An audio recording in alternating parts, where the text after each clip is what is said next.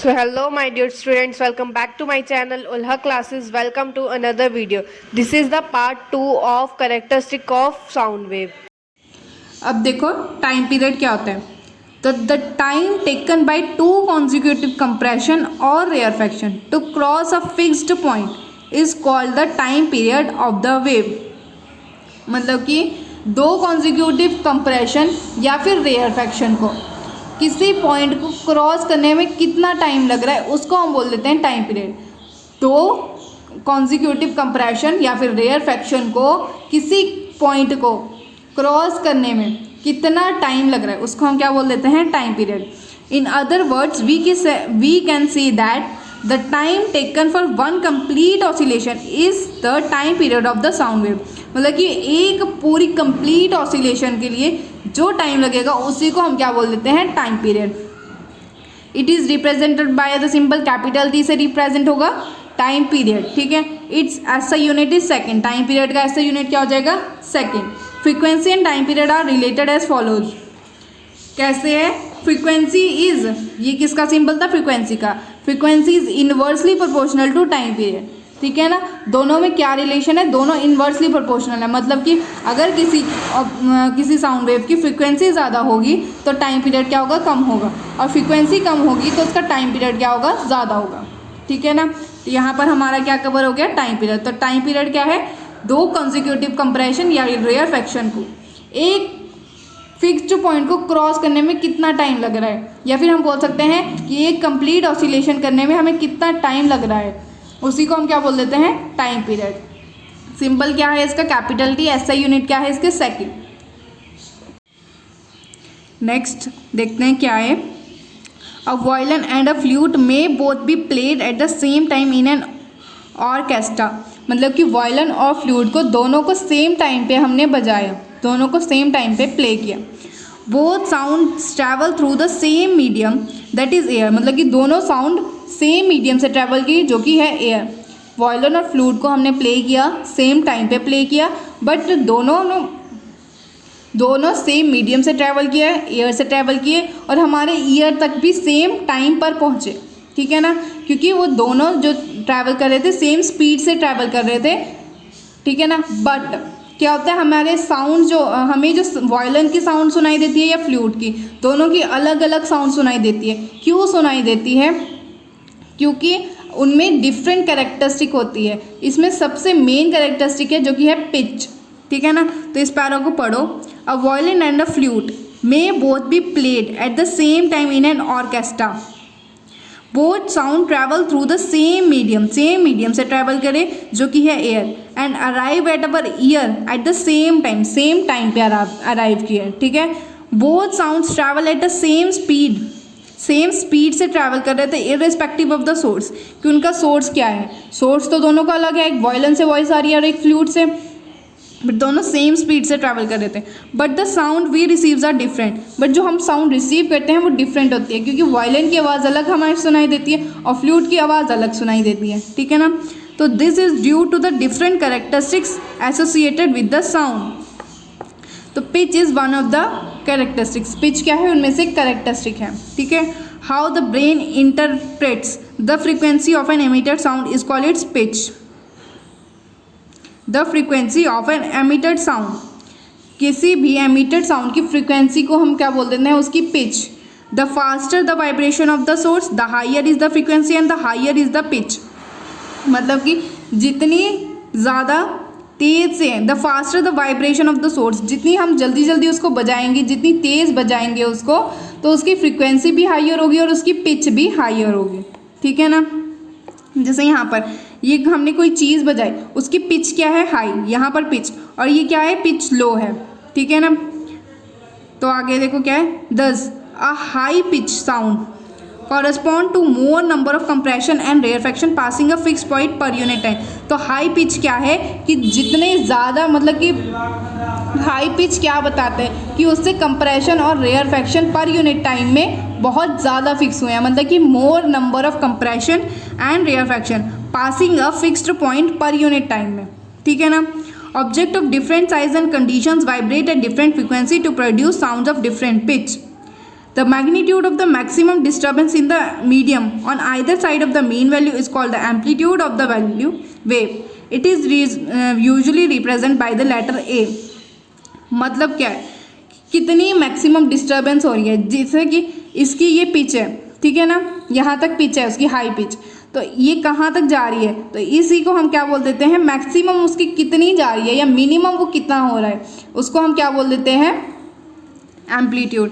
तो यहाँ पर लिखा हुआ है the magnitude of the maximum disturbance in the medium on the either side of the mean value is called the amplitude of the wave. It is usually represent by the letter A. मतलब कि ये इसकी कितनी height है, हम बोलते हैं compression या रेयरफेक्शन की कितनी हाइट है, ठीक है, उसको हम क्या बोल देते हैं, एम्पलीट्यूड. और वो किससे डिनोट होता है, ए से, ठीक है ना.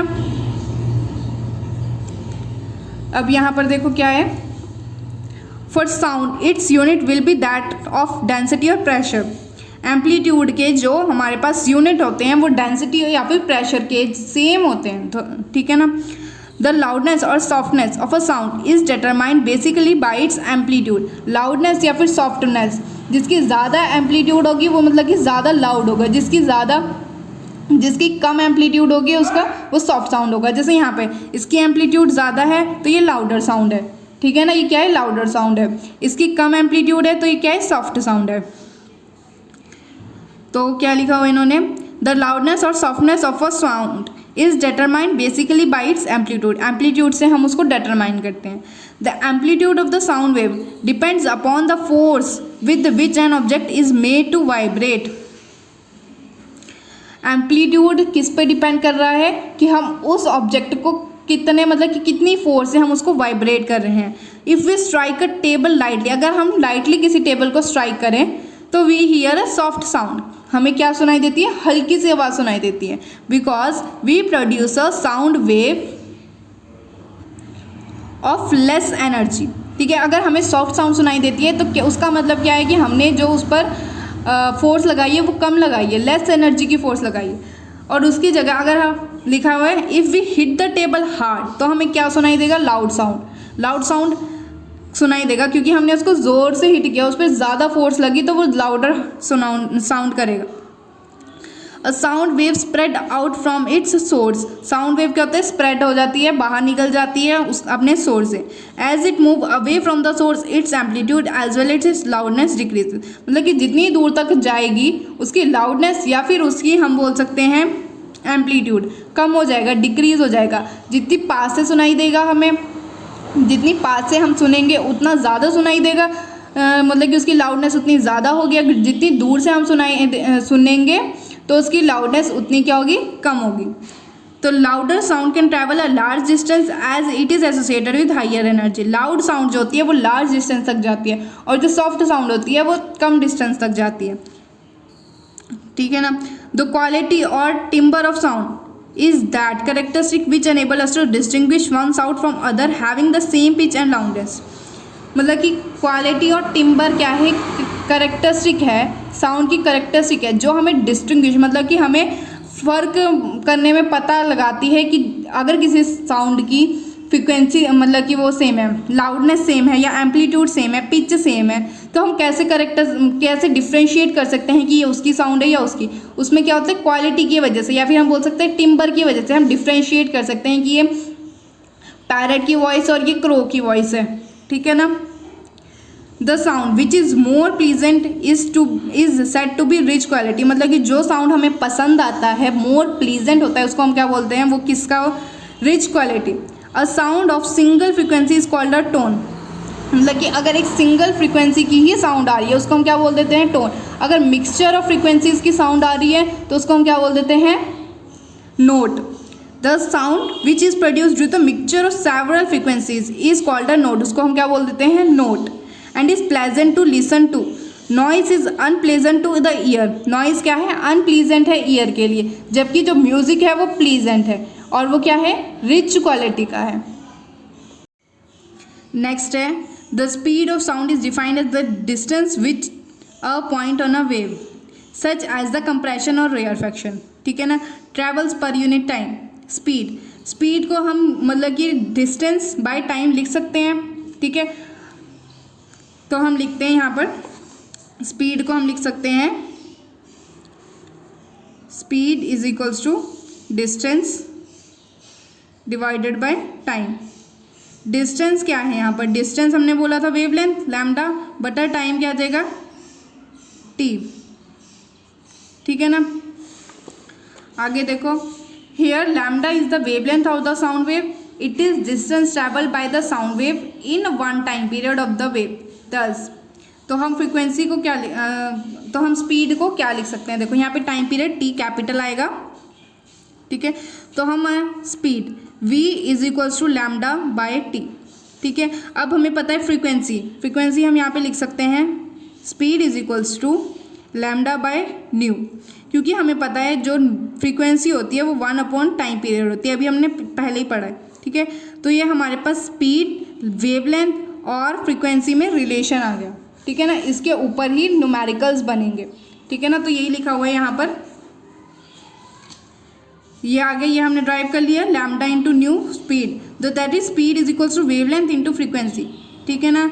The speed of sound remains almost the same for all frequencies in a given medium under the same physical condition, बस यही है।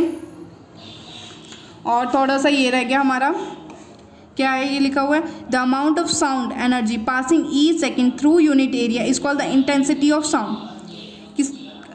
किसी साउंड की कितनी अमाउंट एक सेकेंड में पास करी है पर यूनिट एरिया से, उसको हम क्या बोल देते हैं, उसकी intensity. We sometime use the term loudness and intensity interchangeably but they are not the same, मतलब कि लाउडनेस और इंटेंसिटी दोनों अलग अलग टर्म हैं, हम इनको एक ही नहीं मान सकते। तो लाउडनेस क्या है, loudness is the measure of the response of the ear to the sound. Loudness क्या है कि हमारा ईयर उस साउंड को रिस्पॉन्स करे, उसको हम बोल देते हैं loudness. Even when two sounds are of equal intensity, we may hear one as louder than the other simply because of our ear detect it better। मतलब कि अगर दो साउंड सेम इंटेंसिटी के हों तो हमारे ईयर को एक, मतलब कि शायद हमारे कान को एक लाउडर सुने और दूसरा सिंपल सुने, क्यों, क्योंकि हमारा ईयर डिटेक्ट कर सकता है, ठीक है ना।